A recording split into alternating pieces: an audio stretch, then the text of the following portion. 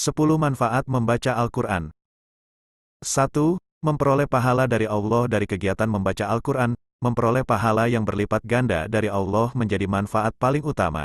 Barang siapa menyibukkan diri untuk membaca Al-Quran sehingga lupa untuk berdoa dan memohon kepadaku, aku memberinya pahala yang lebih utama daripada pahala orang-orang yang bersyukur. 2. Diselamatkan saat hari penghisaban akhirat. Derajat orang yang selalu menyibukkan diri untuk membaca Al-Quran akan dinaikkan, apalagi saat hari penghisaban di hari kiamat kelak, derajat mereka akan selalu naik ke tempat atas yakni surga.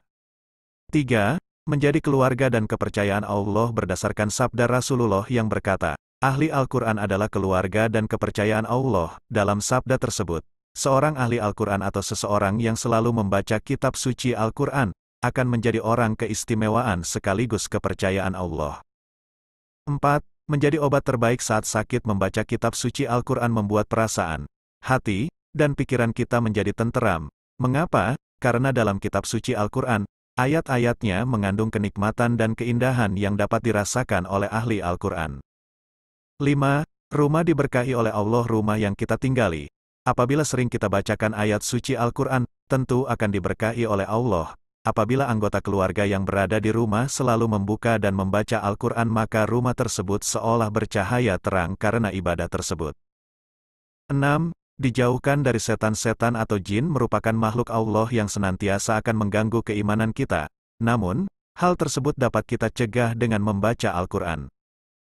7. Senantiasa mendapatkan perlindungan dari Allah. Manfaat dari membaca kitab suci Al-Quran selanjutnya adalah kita sebagai makhluk Allah akan selalu memperoleh perlindungan darinya. 8. Membuat hati menjadi tenang. Kalian pasti sering bukan mengalami hati yang tidak tenang, entah merasa was-was atau berpikir seolah akan ada hal yang tidak menyenangkan terjadi. Nah, supaya perasaan tersebut hilang, ada baiknya kita membaca kitab suci Al-Quran. 9. Berisi ilmu pengetahuan yang berkembang pada zaman dahulu dan zaman sekarang. Semuanya telah dituliskan oleh Allah melalui kitab suci Al-Quran. 10.